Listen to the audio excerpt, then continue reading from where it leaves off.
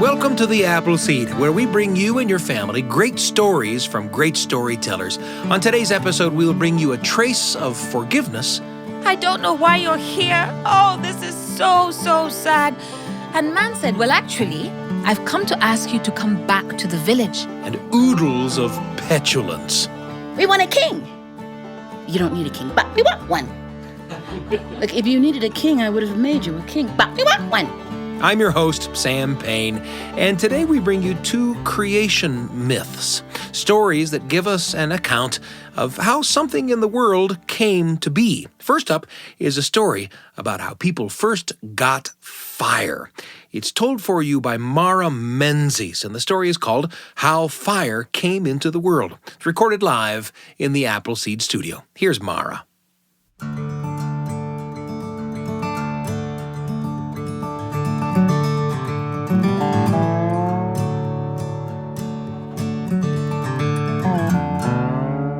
This is a story that I heard quite a few years ago, and it is a story from southern Africa, a story from the San people. I'm sure that you must have heard of the San people, a very ancient people who live in the desert. Some people used to call them the bush people or the bushmen, but they are the San people, and they have an incredibly rich oral tradition, and this is one of their stories. It's an old story. So old, in fact, that it takes place at a time when all the food in the world was eaten raw. Does anybody here ever eat raw food? Yes? Okay, so maybe the fruit, the sushi, yes, and some fruit. But imagine a potato, huh? Imagine you pull that potato out of the ground and you crunch into it like an apple. Would you like that? One person would like that. Oh, well, this story is that old when all the food was eaten raw. And there was a man and his wife.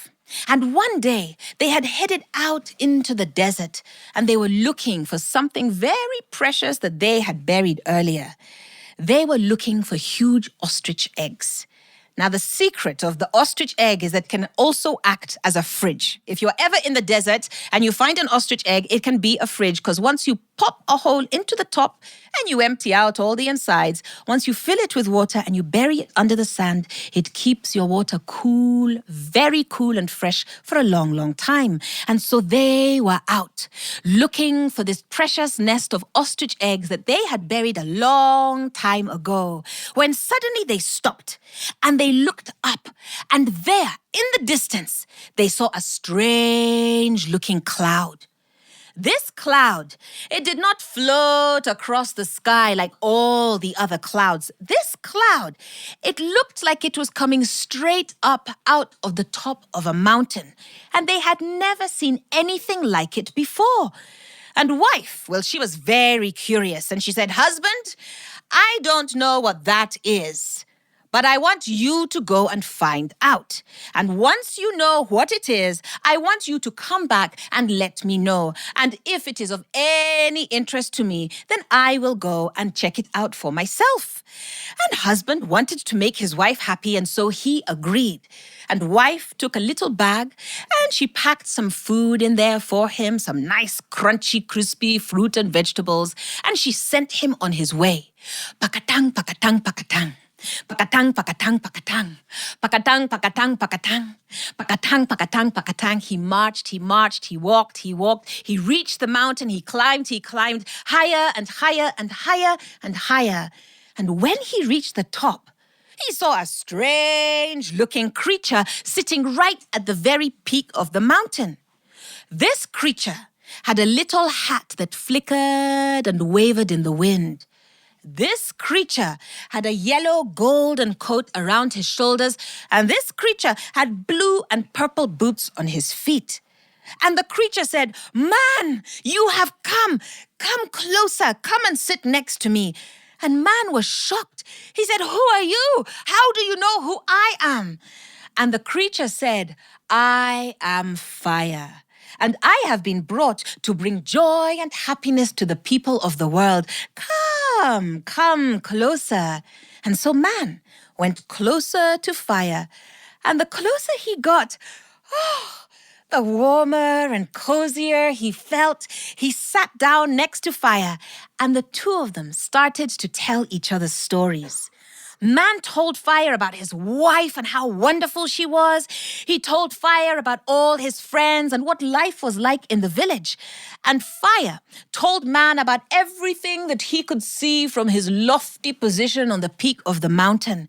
He told Man about all the things that he could see on the other side of the mountain. And Man, he couldn't believe his ears. He took all these stories in. Oh, they laughed. When they told sad stories, they commiserated each other. Some of those stories were incredibly interesting, and Man was sat there gripped to his seat. Oh, tell me that one again. Please tell me that one again. Story after story after story, until Man noticed that, the sun was moving across the sky, and it would soon be dark, and it was time for him to go home. But hospitality was a very important thing for Man, and he said, Fire, I have really, really enjoyed our company. I would love if you could come to my house, to my village. Let me introduce you to my friends and my family. I would love it more than you could understand. And Fire said, no. I am not going to leave this mountain. I'm going to stay right here at the top. However, please, you are welcome to visit me any time you like. And so Man respected his new friend's wishes, and he headed down that mountain path. When he reached the village, he told his wife, I have met the most incredible friend. His name is Fire. He told me all kinds of stories. You won't believe what our neighbors are doing on the other side of the mountain. My goodness, Fire has so many interesting and wonderful and unusual things to say. Oh, what an incredible person Fire is. And wife was delighted. She was really happy that her husband had found a new friend, and she said, you should bring Fire down sometime. I tried, I asked, but Fire said no. Never mind. Maybe he will come in the future. And a few weeks later, Man thought, I really want to see Fire again. And so wife packed a little bag of some nice crunchy fruit and vegetables, and she sent him on his way. Pakatang, pakatang, pakatang. Pakatang, pakatang, pakatang. Pakatang, pakatang, pakatang. Pakatang, pakatang, pakatang. He walked, he marched, he climbed, higher and higher. Fire! Oh, there you are. And Fire was thrilled to see his friend. Oh, I am so happy that you have returned. I really enjoyed our conversation the last time. I have so many new stories to tell you. Come and sit next to me. And so Man sat next to Fire, and again, they started to share story after story after story. And Fire was captivated by all the things that Man had got up to. And again, the hours flew by. And when it was time for him to leave, Fire, please come to my village. My wife would love to meet you. I know my friends would love you too. But Fire said, no, I'm going to stay right here on the top of this mountain. And so Man respected his wishes. And what did he do? He headed back down that mountain.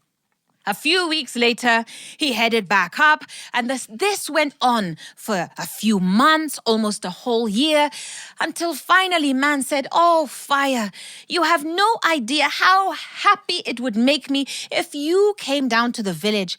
Everybody knows about you, and I just want everyone to understand how incredible you are. And Fire said, well, there's a problem. You see, I have a huge appetite. And when I start eating, I just don't know when I'm going to be able to stop. And Man said, what? That's it? Does anyone here have a big appetite? Yes, me too. And so Fire, he said, well, yes, it's just, it could be problematic. And Man said, don't you worry. If that's all it is, do you know how much food we have in that village? We have got eggs. We have got milk. There is a seasonal river that is just happening right now. We have plenty of fish. We have fruit. We have vegetables. Come, I promise you will not go hungry. And so, umming and eyeing, Fire finally agreed. Okay, I'll come down in 3 days' time. Oh, man was ecstatic. And he rushed down that mountain path and he told all his friends and family, fire is coming. He has agreed, but we need to make sure there is plenty of food. We don't want to embarrass ourselves. And he started to hand out instructions. You go and get the carrots. You go and get the potatoes. You go fishing in the river. You go milk the cows. You go fetch the eggs. And everybody brought as much food as they could find, and they piled it on huge mats right in the center of the village. There was a mountain of food. And man thought, hey, fire will have such a good time here. And the days were passing, 3 days, 2 days, 1 day, and then he saw that cloud, that strange cloud, that plume of smoke slowly starting to make its way down the mountain path. He's on his way. Oh, finally, you're going to meet fire. And Fire was excited. This was his first time off the mountain, and he couldn't wait to see man's world for the first time with his own eyes. And as he was busy making his way down that mountain path, he suddenly looked and, there were some rather delicious-looking blades of grass, and he thought, I'll just have a little taste, and whoosh, he took them and they were good. And so, whoosh, he reached out and he took some more. Oh, they were so good, in fact, that he wanted some more. And soon, whoosh, whoosh, whoosh, whoosh, he was gorging himself on grass until soon that grass was not enough. The more he ate, the hungrier he became. And he was reaching out for the bushes. And he was reaching out for the low-lying branches of the trees.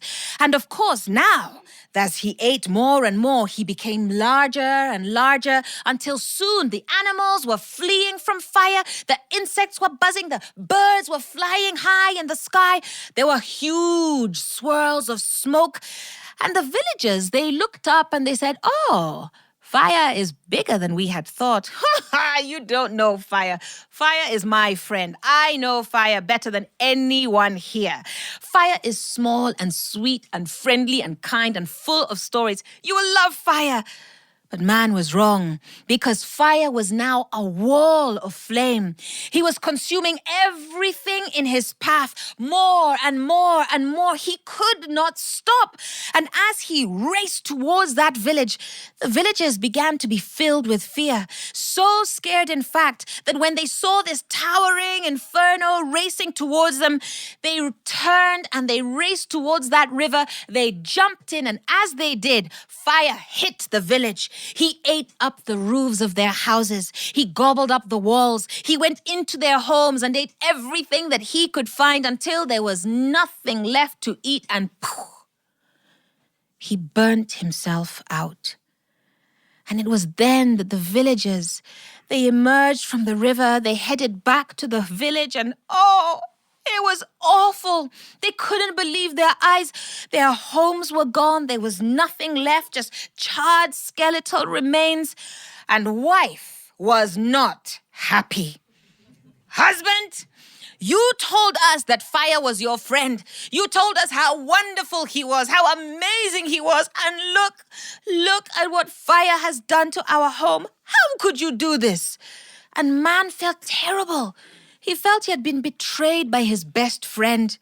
He said, "This is awful. I never want to see fire ever again." And as they walked through the village, trying to see if there was anything that they could salvage, when they reached the center, they noticed that something was different.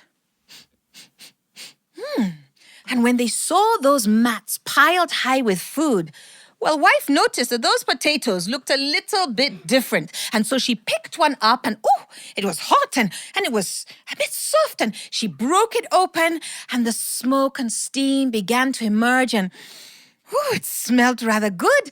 And she bit into it.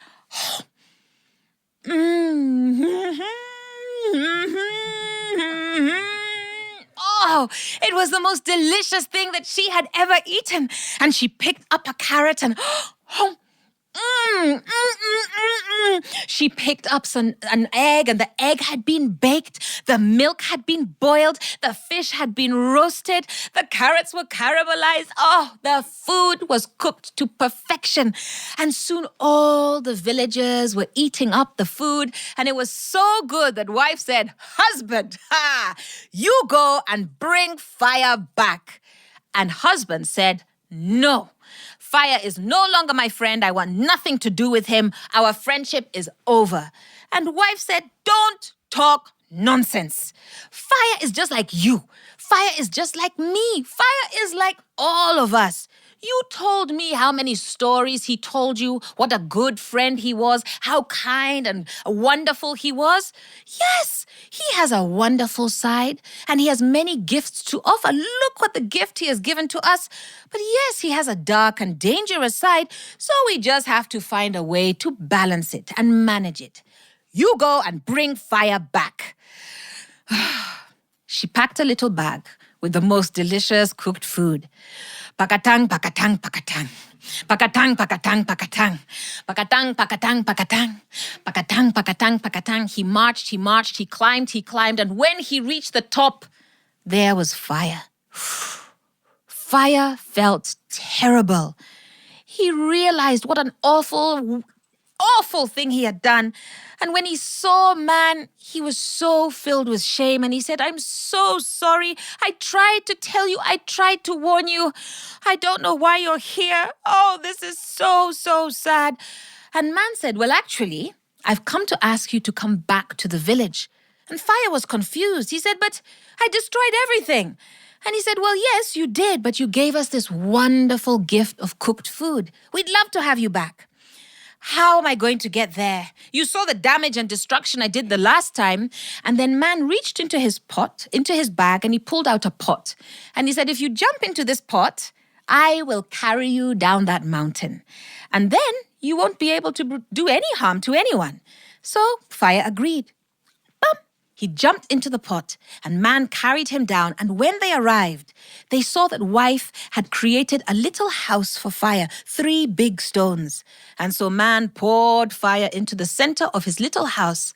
And to this day, Fire keeps his promise of bringing joy and happiness to the people of the world. Thank you.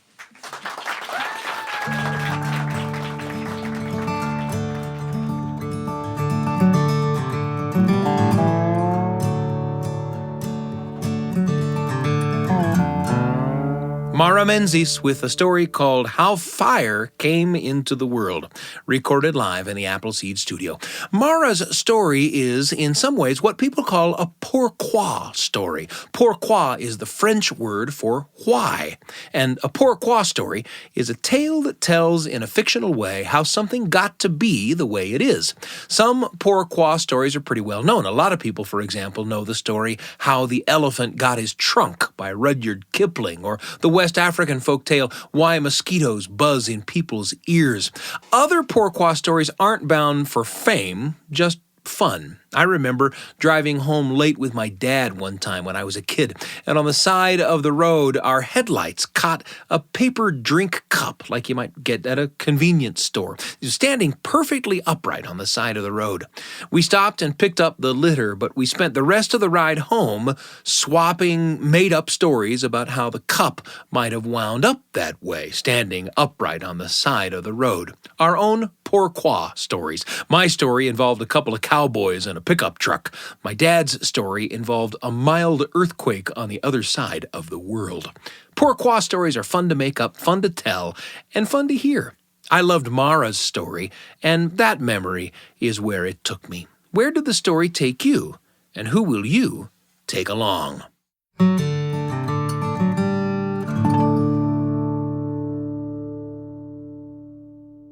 I want to introduce you to another show from the BYUradio family of podcasts. It's called The Lisa Show, and it's hosted by comedian, believer, actress, single mother Lisa Valentine Clark. The Lisa Show delves into the multitude of challenges and relationships that shape our lives, whether it's parenting, mental health questions, social issues. She and her council of moms will tackle it. She'll help you figure out this thing called life with a lot of laughs along the way. Lisa is a great person to hang around with. The Lisa Show, listen wherever you get your podcasts. You can find it on Apple Podcasts, Spotify, YouTube, all kinds of places to listen to The Lisa Show whenever you like. The Lisa Show from BYU Radio. It's a pleasure to be with you today on the Appleseed, and it's time for our second storyteller, Donna Washington, who comes from North Carolina, with a story called Frog's King, recorded live in the Appleseed studio. Here's Donna.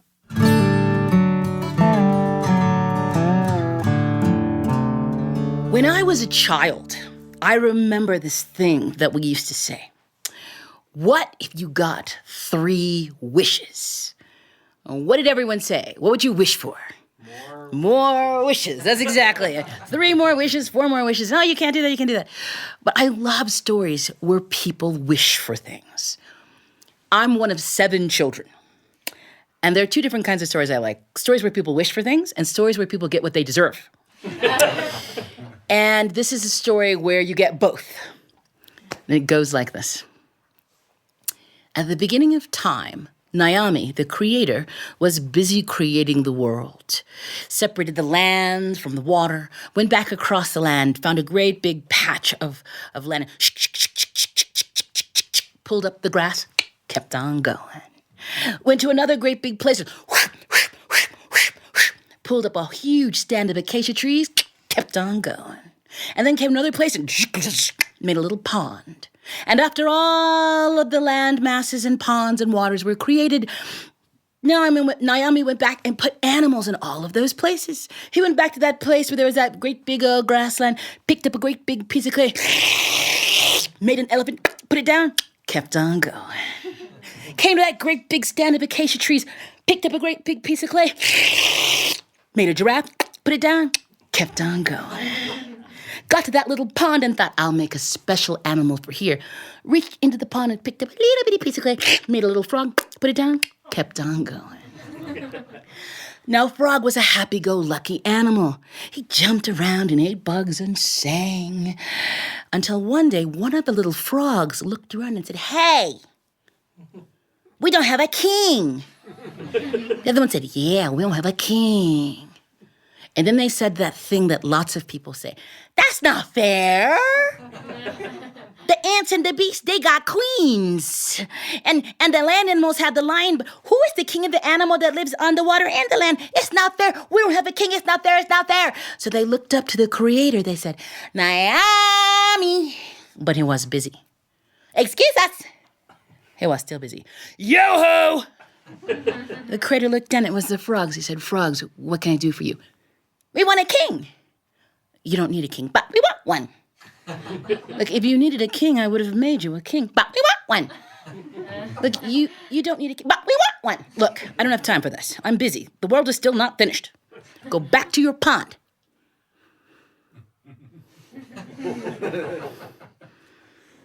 The frogs went back to their pond, but they were really upset. How many of you know a persistent child? One who will not give up. All the frogs got together and hatched a plan. Every frog in the world began to sing as loud as they could for 24 hours straight.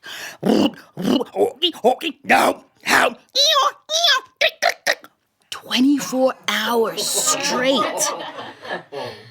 And then 48 hours.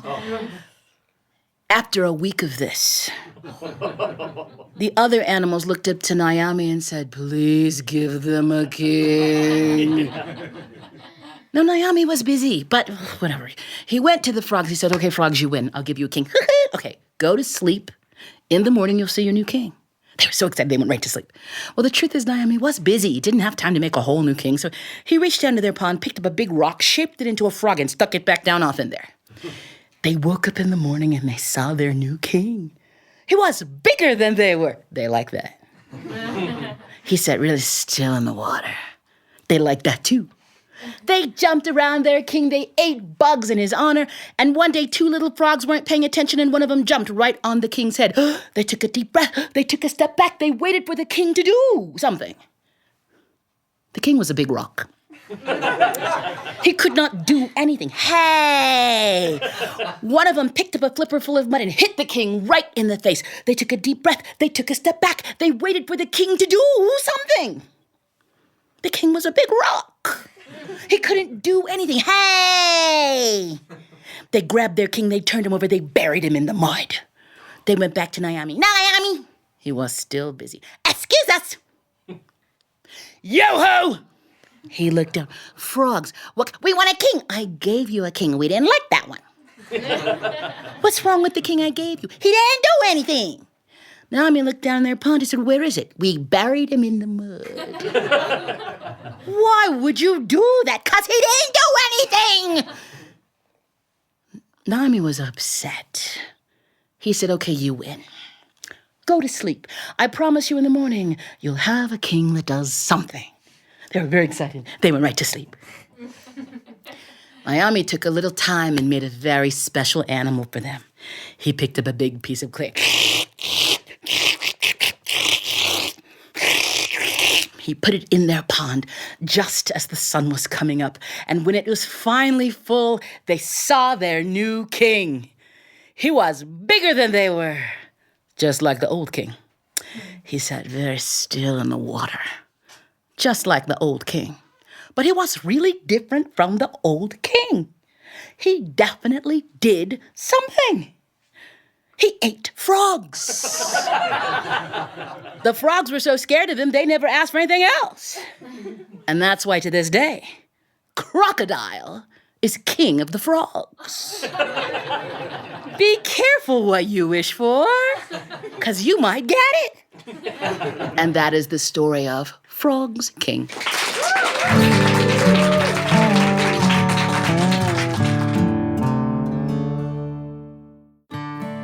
Donna Washington with Frogs King. Thanks to Donna and to Mara Menzies as well for their stories today.